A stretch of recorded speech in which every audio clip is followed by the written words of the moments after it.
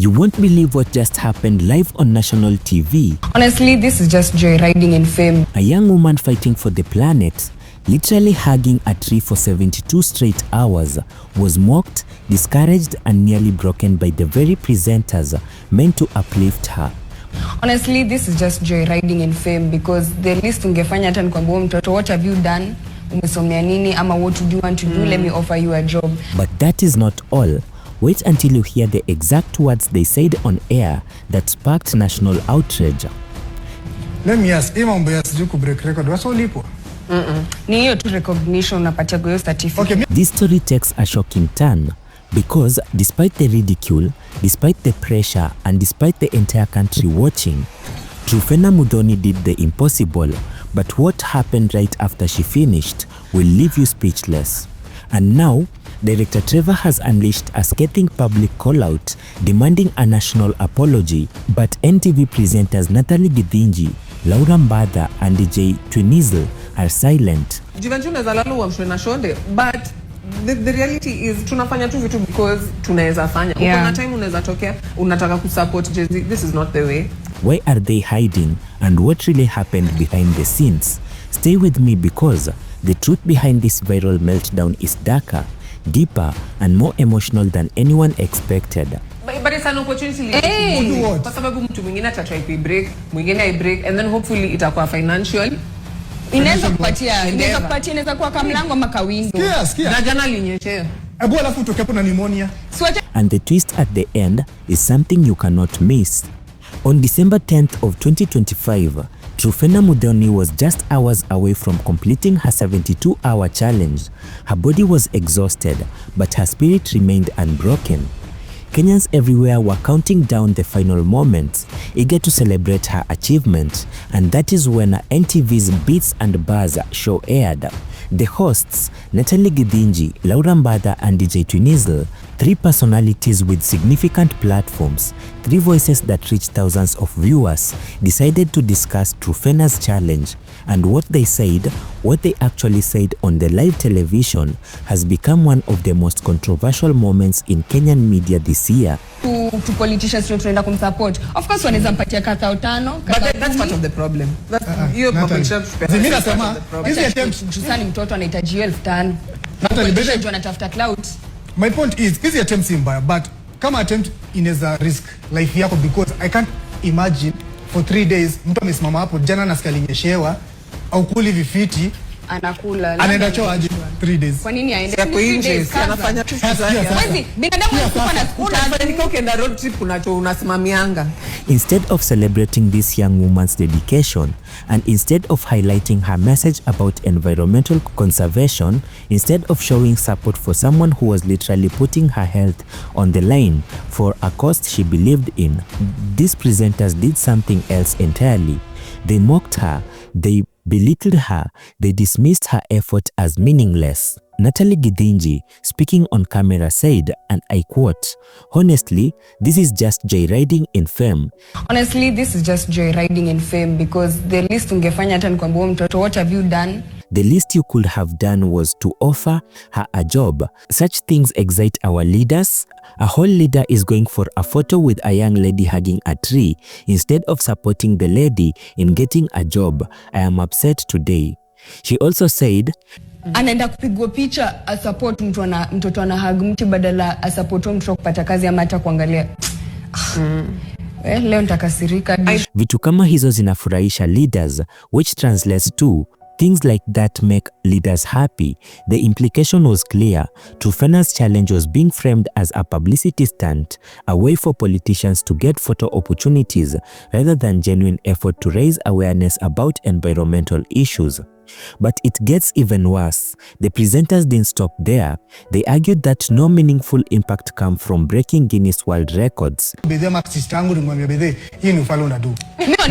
you want a picture na hiyo certificate umebreak your record. But it's an opportunity. Kwa sababu mtu mwingine atatry ku break, mwingine ai break, and then hopefully itakuwa financial. Inaweza kupatia kwa kamlango ama kawindo. Sikia. Na jana alinyeshea. Alafu tukapo na pneumonia. Siwache na pneumonia. They suggested that Truphena 72-hour ordeal, her pain, her sacrifice, her dedication was essentially worthless, just a gimmick, just a way to chase clout. DJ Twinizzle cheapened the entire Guinness World Record challenge, saying that it wasn't worth the risk since it's just a certificate. Kuna madj walikuwa wanafanya hizo 24 hours to 48 hours. Test me ama DJ mabishtongo. Hakuna kitu iliwasaidia. Just a certificate, as if the awareness raised, the conversation started and the inspiration given to thousands of young Kenyans meant nothing, as if the certificates was the only point. Mbatha joined in the criticism, questioning how leaders were using the awareness Truphena was creating. I believe in raising awareness, she said, but how do you use this awareness as a leader? This is not the way. The reality is tunafanya tu vitu because tunaweza fanya. Kuna time unaweza tokea unataka kusupport Jay-Z. This is not the way. Is what the girl doing noble? Would it have still happened even without them taking a picture with her? Absolutely. Now let's pause for a moment and analyze what is happening here. On the surface, some might say that these presenters were trying to make a valid point about government accountability, about how politicians often use activists for photo ops without providing real support. That's actually a legitimate concern. Truphena herself experienced exactly that when government officials failed to honor their promises about Brazil. But here is the problem.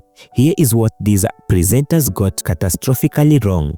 The timing, the tone, the target. They were criticizing Truphena at the most vulnerable moment of her challenge, when she was hours away from completing an extraordinary feat. They were not holding politicians accountable. They were undermining the activist herself.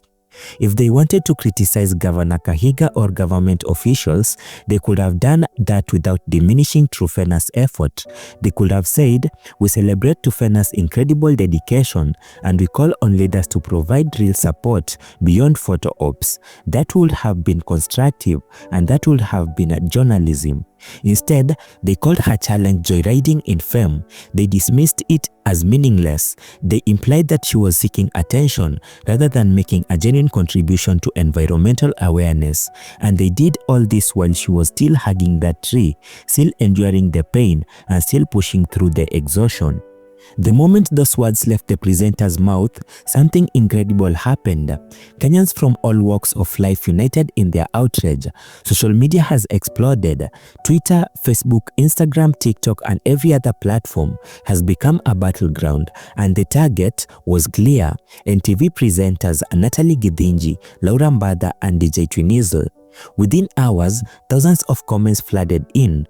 People were not just disappointed, they were furious. They felt that these presenters had not only disrespected Truphena, but had missed the entire point of the challenge. The hashtag started trending, the post started going viral, and the message was unanimous. These presenters needed to apologize. Now, on December 11th of 2025, at exactly 12:27 p.m., Truphena Muthoni did it.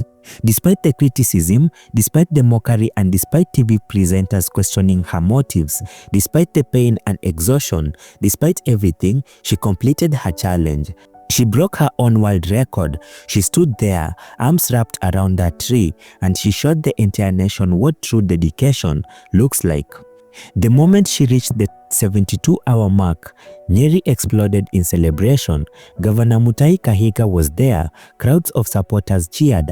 Cameras flashed, and in that moment, in that beautiful, powerful moment, Truphena proved that her mission was bigger than any criticism, stronger than any mockery, more important than any other controversy. Immediately after completing the challenge, Truphena was admitted to a medical facility for care. Her body had been through an ordeal that most of us can't even imagine. But even in that moment, even as she was being treated, the supporters kept pouring in. The rewards that had been promised started materializing. Odibets honored their pledge of 1 million Kenyan shillings.